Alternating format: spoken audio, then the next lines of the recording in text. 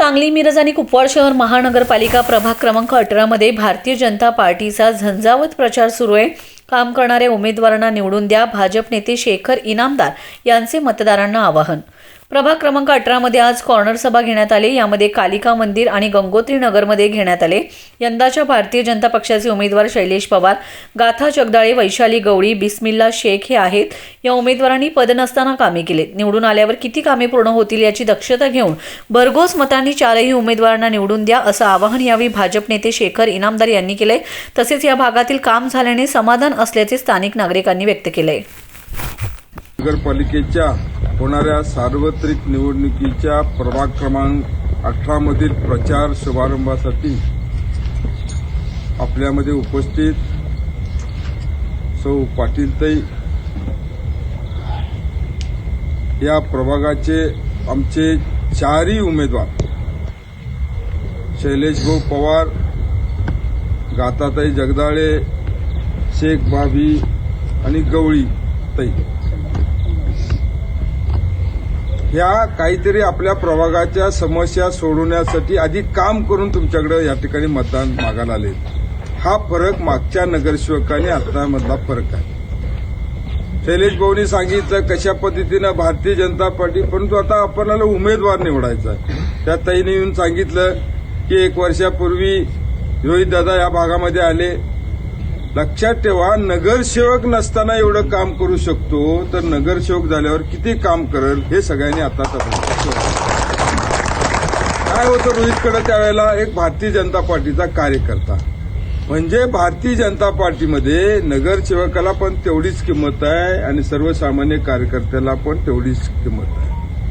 आज भारतीय जनता पार्टी ही कार्यकर्त्यांचा पक्ष म्हणून म्हटलं जातं। यामध्ये कुठल्या एका माणसाच्या नावावर पक्ष चालत नाही, सर्वसामान्य कार्यकर्त्यांनी मिळून एकत्र बनलेला हा पक्ष म्हणजे भारतीय जनता पार्टी। भारतीय जनता पार्टीने गेल्या 11 वर्षामध्ये काय काय केलं, महाराष्ट्राचा कसा विकास केला, देशाचा कसा विकास केला आणि सांगलीचा विकास कसा केला, ह्या दृष्टीने जाऊन आपल्याला त्या दिवशी मतदान करायचं। फक्त एका गल्लीतला रस्ता, एका गटरीसाठी आपण मतदान करत नाही, तर हा पक्षाची देशात ताकद आहे, राज्यात ताकद आहे, अशा पक्षाचे उमेदवार जर दिला तर त्या ठिकाणी हा विकास होऊ शकतो। आता येत आहेत मतदान मागायला। मी कोणावरही राजकारणामध्ये टीका करून राजकारण करत नाही, तर आम्ही विकास कामावर त्या ठिकाणी काम करतो। आम्ही करून दाखवलंय, आम्ही बदल दाखवलाय। 2018च्या पूर्वी 18 प्रभाग कसा होता हे जर त्या भागातल्या लोकांनी बघितलं असतं तर लक्षात ठेव, आज जाता सुद्धा त्या ठिकाणी येत नाही। आम्ही त्यावेळेला आव्हान केलं की आम्हाला मतदान करा, आम्ही शामराव नगरचा विश्रामबाग करू। आज बघायला गेलं तर तुम्हाला सांगू 35-40 कोटीची कामं गेल्या 8 वर्षामध्ये आपण त्या ठिकाणी केली। सगळ्यांच्या सुखसुविधा त्या ठिकाणी दिल्या।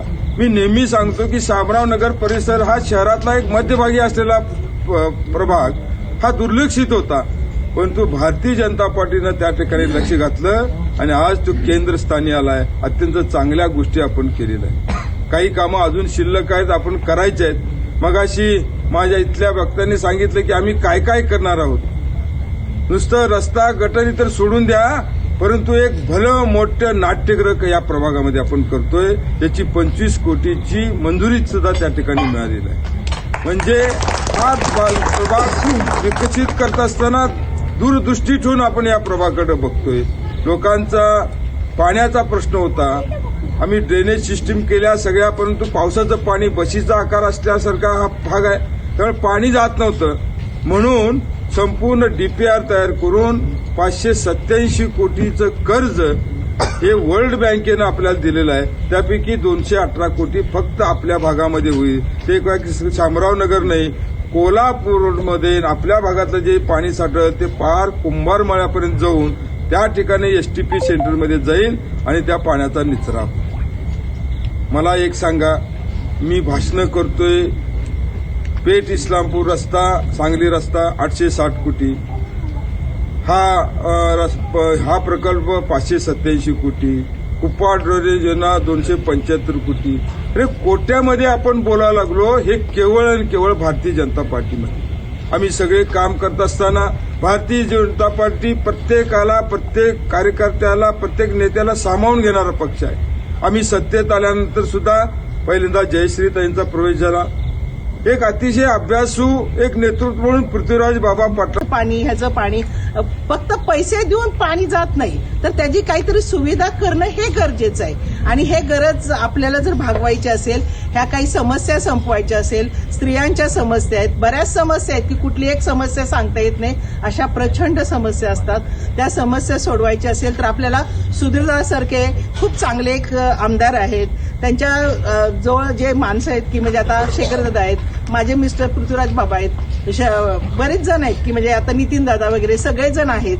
हे सगळेजण तुमच्यासाठी काम करणारेच आहेत. जसं केंद्रात सरकार सत्ता भाजपाची आहे, तशी राज्यात सत्ता सुद्धा भाजपाची आहे. मी 25 वर्ष लेक्चरशिप केलं आणि मला ह्यातलं चांगलं माहिती आहे की सत्तेत असणारा कारभारी घरचा काही करू शकतो, बाकीच्यांच्या हातात काही नसतं. तसं आता वर कारभारी सुद्धा भाजप आहे, कारण समाज आणि भारताच्या जनतेने एकनिष्ठ जे कुणाच्या मागे गेलेत ते फक्त ते कमळाच्या. त्यामुळे आपण सुद्धा त्यांच्यासोबत जाऊ. जिथं आपला विकास आहे त्यांची साथ देणं केव्हाही चांगलं आहे. म्हणून मी सांगते की प्रत्येकांना एकच विनंती करते की एक बहीण म्हणून की हे 4 उमेदवार चांगले आहेत आणि त्यांनी तुमचं काम 100% करणार. आणि एक आहे, आता काय झालंय, आपण लहान असताना एकच मेंबर असायचा, त्याच्याकडे सगळे होते. आता 4 आहेत. आपण 4 माणसाला आपण काही आपला प्रॉब्लेम सांगू शकतो. आणि ही सुविधा हे पॅनल निवडून जर दिलं तर हे 4 जण आहेत, ह्या बिचाऱ्या तिघी भगिनी आणि बंधू हा आमचा, की ते तुमचं काम 100% करणार. नसेल तर शेखरदादा आहेत आणि मी आहे, बाबा आहेत, कुणाकडेही सांगायचं आणि सांगायचं तुम्ही चालताना बोलायला बघा. आणि तेवढं मी बोलते. जय हिंद. आमचे मार्गदर्शक शेखर नामदार साहेब हे आपल्या सर्वांना महापालिकेच्या निवडणुकीसाठी आवाहन करण्यासाठी इथे आलेले आहेत. तरी मी त्यांचं पहिला स्वागत करतो.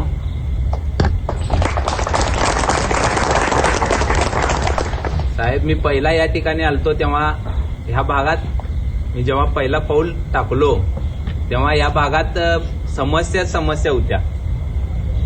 त्यानंतर या भागातील नागरिकांनी आम्हाला सांगितलं की सत्यच आहे, आमचा रस्ता नाही आहे, आम्हाला म्हणजे लाईट नाही व्यवस्थित, ह्या समस्या मला सांगितला. समस्याचा पाडाच वाचून दाखवला असेल मला वाटते.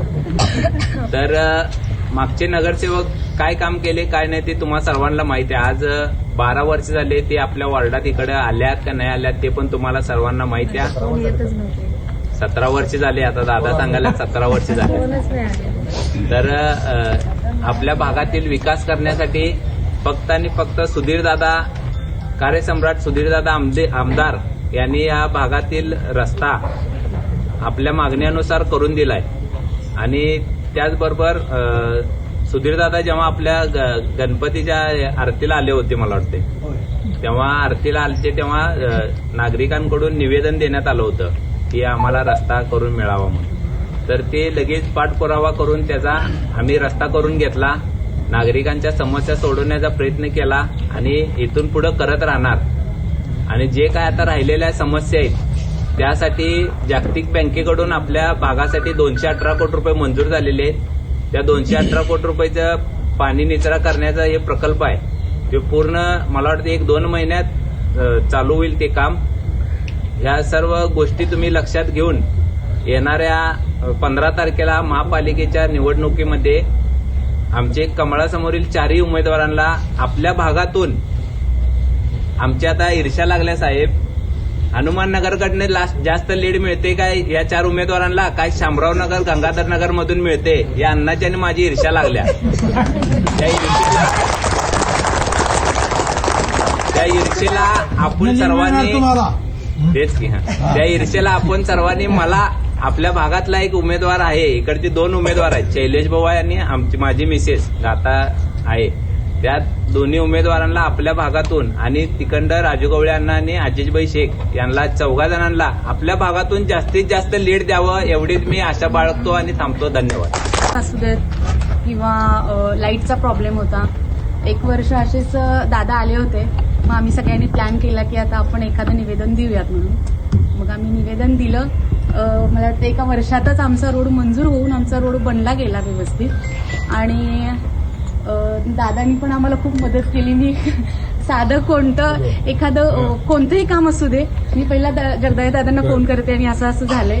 अगदी एवढा त्रास दिला की त्यांनी ते त्यांच्याकडून काम ते मी करवूनच घेतलेलं होतं. लिकेजचं एक 8 वर्ष लिकेजचं आपलं काम होतं कराय प्लाझाच्या तिथलं, पण ते दादांनी स्वतः त्या खड्ड्यामध्ये उतरून ते माझं काम मला पूर्ण करून दिलेलं आहे. त्याबद्दल मी सगळ्यांचे आभार मानते.